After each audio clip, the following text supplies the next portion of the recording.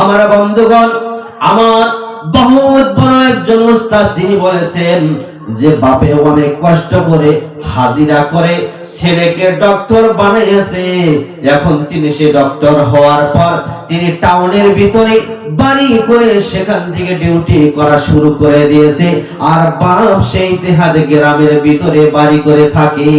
কোনদিন একদিন ফোন করার জন্য তার সময় হয় না যে বাবা মা কি খায়, কোন অবস্থায় রয়েছে।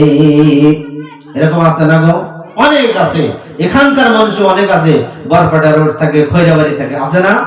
বাপ মা এদিকে কি খায়, কোন হালতে রয়েছে, তার শরীরটা কি রকম রয়েছে, কোনদিন খবর নেওয়ার সময় নাই। আর যখন এদিক থেকে ফোন করে আর বলে যে আমি বর্তমান অফিসে আছি, স্কুলে আছি, বিজনেসে আছি, এরকম ব্যস্ততা দেখায় না। আর খুব ভালো হলে বলে যে আমি সন্ধ্যায় ফোন দিতেছি, কিন্তু সেই সন্ধ্যার সময়টা আর তার হয় না। আমার বন্ধুগণ, তারপরেও বাবা মা ছেলে সন্তানের জন্য হাত উঠায় দোয়া করে না যে আমার বাবা আমার মা যেন টাউনে যে থাকে খুব ভালো করে জানি থাকতে পারে, শান্তি আলে জানি থাকতে পারে। দোয়া করে না নাই বলেন? দোয়া করে। একদিন হঠাৎ করে ওই বাবাজান বেমার হয়েছে। বেমার হওয়ার পর যেরকম আপনারা বেমার হয়ে বরপেটা রোডে যান না নাই বলেন? বরপেটা রোডে যাওয়ার পর তিনি ডাক্তার দেখাইছে। ডাক্তারকে দেখাইতে গিয়ে দেখে লম্বা একটা লাইন লাগিয়ে গেছে। সেই লম্বা লাইনের ভিতরে সেই বাবা, বৃদ্ধ বাবা দাঁড়িয়ে আছে। দাঁড়ায় থাকতে থাকতে অনেক সময় নষ্ট হয়ে গেছে। লাস্ট মুহূর্তে যখন তিনি ডাক্তারটা দেখা দেন, দেখানোর পর এই বকরিগুড়ির আর গাড়ি নাই, এখন আমি বাড়িতে কিভাবে যাব? এরকম হয় না নাই? অনেক সময় হয়ে থাকে বকরিগুড়ির গাড়ি নাই, এখন আমি কিভাবে চলে যাব? সেই বৃদ্ধ বাবাজি তিনি সন্তানের বাড়িতে যখন রাত্রে অন্ধকারের ভিতরে চলে যায় যে এখন তো আর আমি বাড়িতে যাইতে পারবো না, দেখি আমার প্রফেসর বেটার বাড়িতে যায়। যখন তিনি নাম ধরে তেনাকে ডাক দেয় আর তিনি বলে এই মহল্লার ভিতরে, এই টাউনের ভিতরে আমাকে তো কেউ নাম ধরে ডাকতে পারে না, সকলে আমাকে স্যার বলে ডাকে। এত রাত হয়ে গেছে, এত অন্ধকার হয়ে গেছে, আমাকে নাম কে ধরে ডাকে? আমি দেখি কে এসেছে। দেখে যে তেনার বৃদ্ধ বাবা ঠান্ডার ভিতরে বাহিরে দাঁড়ায় আছে। এরকম হয় না গো? অনেক হয়, বাস্তব ঘটনা, আমি নিজের কানে শুনেছি। আমার বন্ধুগণ, আমার বাবাজিরা, ছেলে যখন দেখে আমার বৃদ্ধ বাবা আজকে এত রাত্র ঠান্ডার ভিতরে আমার এখানে আসছে, তেনার কলিজাটা পড়েছে, চোখের ভিতরে পানি এসে গেছে। আমি তো ফোন করার জন্যই সময় পাই না। আজকে আমার বৃদ্ধ বাবা এত ঠান্ডার ভিতরে আমার বাড়িতে এসেছে। তারপরে সেই প্রফেসর তিনি বিবিকে বলে, ও বিবি দেখো আজকে আমার বাড়ি থেকে এসেছে, তুমি তাড়াতাড়ি করে বিছান থেকে উঠে দেখো আমার বাবা এসেছে। আমার বন্ধুগণ, তখন বিবি বিছানায় থেকে যখন তিনি এই আওয়াজটা শুনতে পারেন যে তেনার বাবা এসেছে, তেনার মেজাজটা একদম গরম হয়ে গেছে। আর সে মনে মনে বলতেছে জ্বালাই না বুড়া আসছে। এরকম আছে না গো? বহুত বেটার বউ এরকম আছে, শ্বশুরকে দেখতে চায় না। আমি তো এটা আল্লাহর কসম করে বলতে পারি, এই পৃথিবীর জমিনের ভিতরে যতটুকু পুরুষ মানুষ অর্থাৎ জামাই যতটুকু শ্বশুরকে সম্মান শ্রদ্ধা করে, তার 0.5% কোন বউ, কোন মহিলা শ্বশুর শাশুড়িকে সম্মান করে না। করে বলেন? কোন দিন এরকম সম্মান করে না। আমি এটা কসম খেয়ে বলতে পারি। আমার বন্ধুগণ, বাস্তব ঘটনা আমি বলি। তখন সেই স্ত্রী বলে, ও স্বামী, তুমি কি জানো না আমি দোহর থেকে সকাল থেকে আমার পিঠের ভিতরে চানচান করে, কোমর লড়াইতে পারি না, মাথার ভিতরে আমার ব্যথা করে। এরকম বলে না নাই? যখন দেখতে মনে ইচ্ছা করে না, তখন তার মুখ দিয়ে এরকম কথা বাইর হয়ে যায়। আমার বন্ধুগণ, তখন ওই প্রফেসর তেনার মনটা ছোট্ট হয়ে গেল, তেনার মুখ মন্ডলটা ছোট্ট হয়ে গেল, যে এতদিন পর আমার আব্বা এসেছে, তাকে আমি অল্প সমাধান করার জন্য বলছি, আর ওর জীবনকার বিষ আজকে জেগে উঠেছে। আমার বন্ধুগণ, যখন সেই বাবাজি বলে, বাবাজি যখন ছেলের কথা শুনে, যে স্ত্রীকে যখন ডাক দিয়েছে আর তিনি বিষয়ের কথা বলতেছে, তখন বাবাজি বাহির থেকেই বলে, ও বাবা প্রফেসর, তুমি বৌমাকে কষ্ট দিও না, তেনার শরীরের ভিতরে অনেক বিষ হয়েছে, অনেক অসুস্থ রয়েছে, আমি এই মাত্র পেট ভরে খানা খেয়ে আসলাম, না না আমার খানা লাগবে না, খানা লাগবে না, বাস আমার জন্য একটা শহরের জন্য বিশ্রাম করার জন্য একটা বিছানা বানায়া দাও। এবার সন্তান তিনি চিন্তা করে দেখলো, আব্বা জান হয়তো কোনো হোটেলের ভিতরে খানা খেয়ে এসেছে, এবার তেনাকে বিছনায় বিশ্রাম করার জন্য জায়গা দেওয়া হয়। তারপর সেই প্রফেসর শুয়ে পড়েন, বাবাও শুয়ে পড়েন, কিন্তু অন্তরের ভিতরে তার শান্তি নাই, শান্তি নাই। এইভাবেই তিনি ঘুমিয়ে পড়েন। রাত্র 12টা বাজে, যখন ওই প্রফেসরের শালা এবং সুমন্দি বাড়িতে আসে, আর তিনি দরজার বাহির থেকে, ঘরের বাহির থেকে যখন পূজান করে ডাক দেন, সঙ্গে সঙ্গে এক লাফ দিয়ে বিছনায় থেকে দরজাটা খুলে দেয়। বাস্তব ঘটনা এরকম হয়েছে। তখন তো কোমরের বিষ কোথায় গেল, তোমার মাথার বিষ কোথায় গেল, এরকম আছে না নাই বলেন? অনেক আছে এরকম আমার বন্ধুগণ। তারপর সেই শালাকে সুমন্দিকে ঘরে এনে বিবি বলে, আহারে ভাই, তুমি এত ঠান্ডার ভিতরে কোথায় থেকে তুমি আসলে, এত কষ্ট করে আসলে, তুমি আগে কেন ফোন করলে না? তোমার জন্য গরম গরম খানা আমি বানাইয়া রাখতাম।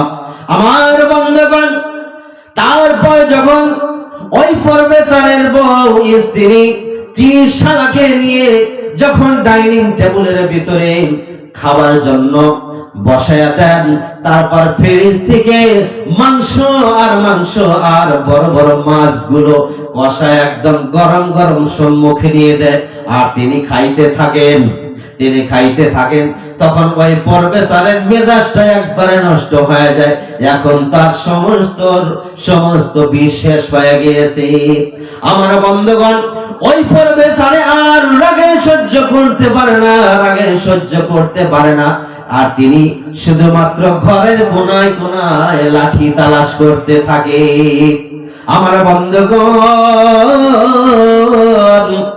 ওই প্রফেসরে যখন এক হাতে একটা লাঠি নিয়ে আসে, লাঠি নিয়ে আসার পর শালার নিকটে দাঁড়াইছে, আর দেখে যে শালাকে বলে খাও, বলে না আমি খাবো না, বলে আর অল্প দেই, তাও খাবো না, জোর করে শালাকে খিলাইতেছে। এবার সেই প্রফেসরের দিমাগটা এত নষ্ট হয়ে গিয়েছে, আবার তেনার চোখ দিয়ে ঝরঝর করে পানি পড়তেছে, আর তিনি অন্তরে অন্তরে বলতেছে, আমার বাবার জন্য তোকে উঠতে বলছিলাম, তুই উঠতে পারিস নাই। দেখ আমার আব্বা জানের চেহারাটা, আমার আব্বা জানের ঠোঁট গুলো একদম শুকনো শুকনো হয়ে আছে।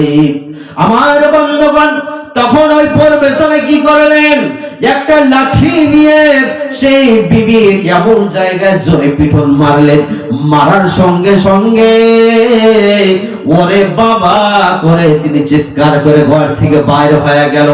এবার ওই প্রফেসর পিছনে তিনি লাঠি নিয়ে যখন দৌড় মারলেন, তেনার শালা এবং সুমন্দি খানাতে তিনি ঘর থেকে বাহির হয়ে গিয়েছে।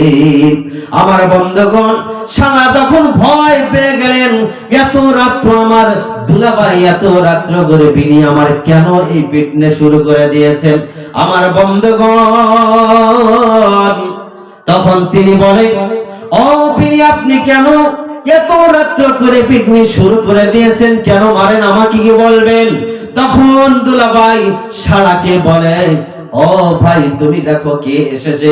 বলে তাও আসছে, তার মুখটা দেখে তোমার কি অনুভব হয় সে খানা খেয়েছে? বলে না না, মনে হয় তিনি ক্ষুধার্ত অবস্থায় রয়েছে।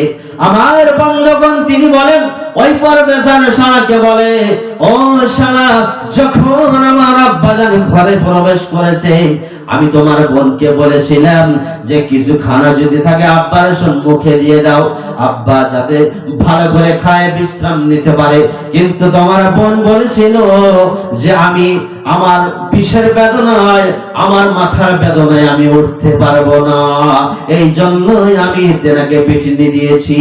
আমার বন্ধুগণ, সবাই তখন বুঝতে পারলেন আহারে আমার বোন কি রকম দাজ্জাল হয়ে গেছে, আমার জন্য এত মোহাব্বত করে যে বাড়িতে সারা দিন থাকে, সব সময় তেনার খেয়াল রাখে, খায় না না খায় সব কিছু খেয়াল রাখে, তাদের কোনো ভ্রুক্ষেপ না। আমার বন্ধুগণ, আমার বাবাজিরা, এই দুনিয়ার ভিতরে মানুষের হাল এবং হকিকত এরকম রয়েছে, শুধুমাত্র নিজের আর নিজের, অপরের কোনো চিন্তা নয়, চিন্তা নয়। আছে চিন্তা? নাই, কোনো চিন্তা নাই।